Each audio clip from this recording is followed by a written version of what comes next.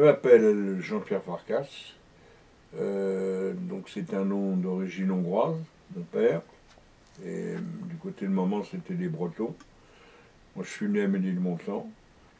Donc je suis un métèque magyaro-breton. Mon père est né en Transylvanie. C'est un pays qui depuis a été annexé par la Roumanie. Mon père était un ingénieur, un mécanicien, un homme de... Il a toujours été très apprécié dans son métier. Et là-dessus, il est arrivé en France avec deux autres copains en moto pour voir comment c'était, puisque les Magyars ont toujours la bougeotte. C'est des gens, dès qu'on leur dit qu'il y a quelque chose, ils vont à l'ouest pour voir ce qui se passe.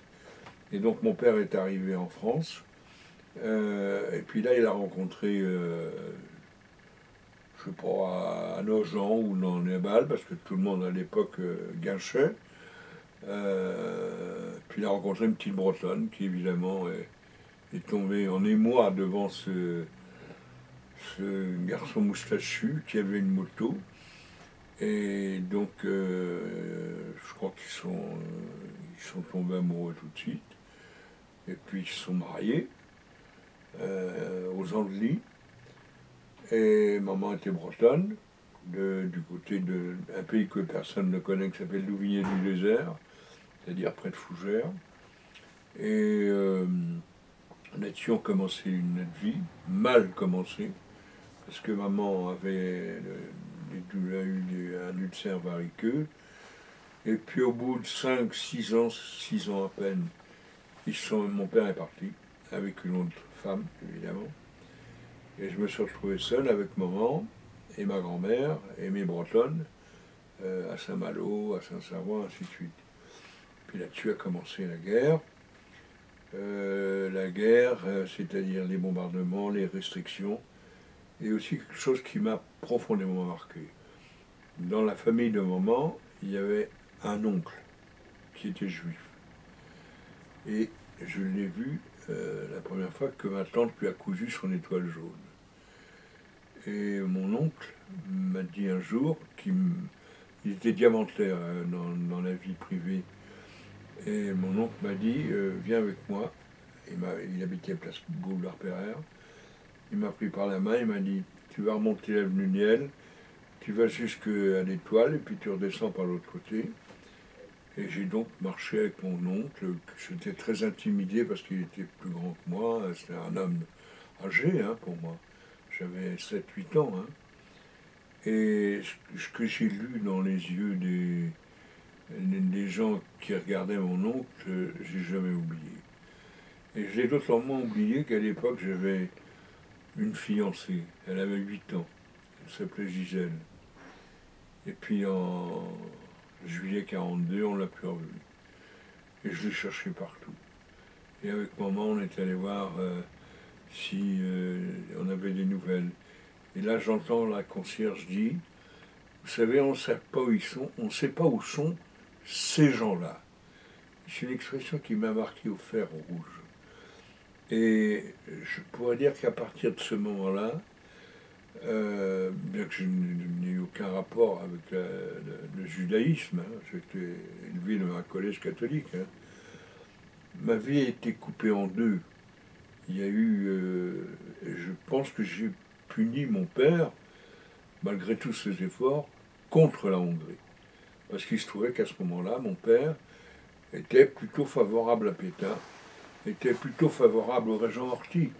Alors que maman, elle est bretonne, alors elles avaient fait leur choix tout de suite.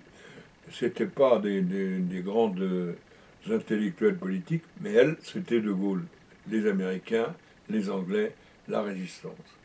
Et donc j'écoutais Londres, parce que c'était excitant d'entendre la radio, et puis que c'était brouillé, et puis d'entendre Radio Paris ment, Radio Paris ment. Et puis de l'autre, papa écoutait Radio Paris, avec Jean-Hérol Paqui et des mecs qui déversaient des tombereaux de haine contre les juifs, les communistes, enfin tout ce que je ne savais pas, des mots que je ne connaissais pas. Si bien que quand la libération est arrivée, ça n'a pas été seulement le bonheur avec le chewing-gum et les wanidons. Ça a été une autre époque. Et c'est donc là j'ai vu De Gaulle descendre les Champs-Élysées, qui pour moi c'était un cow-boy. Il marchait au milieu d'une foule. Moi j'étais au bord sur le côté du Champs-Élysées. Euh, c'est là que j'ai appris à lire le journal, après avoir écouté la radio. J'ai appris le journal. Mon grand-père, qui était un vieux socialiste, m'a dit, va acheter un journal tous les matins. Et donc j'allais acheter un journal tous les matins. Il me disait, tu ne prends pas le même, pour qu'on voit ce qu'ils disent. Mais à l'époque, les journaux, c'était recto verso. Hein. Et le premier que j'ai lu, c'était Combat. De la résistance à la révolution. J'ai appris à lire, je dirais, euh, euh, avec ces journaux. Et c'est à ce moment-là, je devais avoir 10 ans, 12 ans, que j'ai su qu'il faudrait que je sois journaliste pour être comme ceux qui écrivaient dans le journal. Sauf que j'ai mis très très longtemps à savoir comment on faisait pour y arriver. Alors je me suis dit, il faut que je fasse des études, comme ça si je mets un normal sup, ils seront bien obligés de me prendre. Je me voyais déjà, moi, mes auteurs de référence, c'était Malraux, c'était L'Espoir, La Condition humaine, Sartre, Camus. Et puis évidemment, ça ne s'est pas passé comme ça du tout. Et je suis entré en politique comme ça. Et puis on a commencé avec, j'étais toujours étudiant, donc sur Citer, avec l'idée fixe qu'il fallait que je saurais bien qu'il se passerait quelque chose. Et puis est arrivé, donc j'ai fait mes études, est arrivé un changement profond dans ma famille, c'est-à-dire que je me suis marié à 19 ans, puis j'ai eu une petite fille. Donc là j'étais sur Citer. Et puis j'ai continué mes études tout en ne sachant pas comment on faisait pour devenir journaliste. Et je crois que quand même, l'année clé pour moi de la guerre d'Algérie, c'est 1956. Parce qu'auparavant, ce qui m'avait mobilisé, ainsi que les jeunes de ma génération, c'était surtout l'Indochine. On collait des affiches pour libérer Henri Martin. On était contre Ridgway, on était contre les Rosenberg, on était même contre la CED, tout le monde a oublié ce que c'était, qui était la communauté Europe de défense, et qui était un mixage entre les communistes et les gaullistes. Et puis 56, c'est une date clé. La guerre d'Algérie a commencé depuis 1954, hein, après la Toussaint. Moi, je continue. Là, à ce moment-là, j'ai réussi à commencer à faire des piges à Libération, à Combat et surtout à l'Humanité. Et c'est là que j'ai appris mon métier, grâce à Lucien Barnier, grâce à René Andrieux, André Steele. Moi, j'étais en réalité courriériste, c'est-à-dire je m'occupais j'allais faire les films dont personne ne voulait, les livres que personne ne voulait lire. Donc j'étais un apprenti.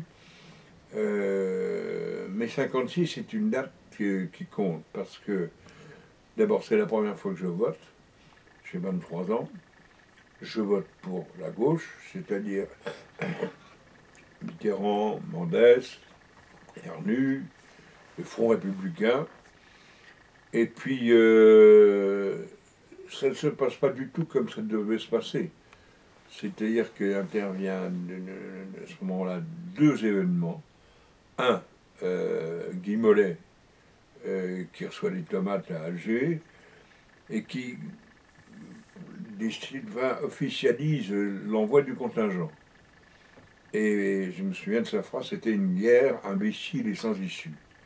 Et à la suite de ça, le contingent est parti, et les mesures ont été entérinées, je dirais, par toute la gauche, y compris le Parti communiste, qui quand même donnait le pouvoir de la justice à l'armée. Bien. Ça a déjà été idéologiquement quelque chose qui m'a mis très mal à l'aise. Arrive Dien Bien Phu, donc qui marquait la fin d'une époque, et puis le coup fatal, c'est en décembre, c'est Budapest. Donc pour mes origines, comme pour mon passé et les idées que j'avais eues sur l'engagement politique, tout a été bouleversé à ce moment-là. Donc je suis resté, j'ai continué à faire mes papiers dans l'UMA, alors surtout le café-théâtre, les cafés-théâtres, c'était l'explosion d'une génération entière entre Brel, Brassens, Jean-Yann, enfin bref. Et puis est arrivé le moment où il a fallu que mon sursis soit dénoncé, puisque j'avais fait 5 ans. Donc je suis parti en 58.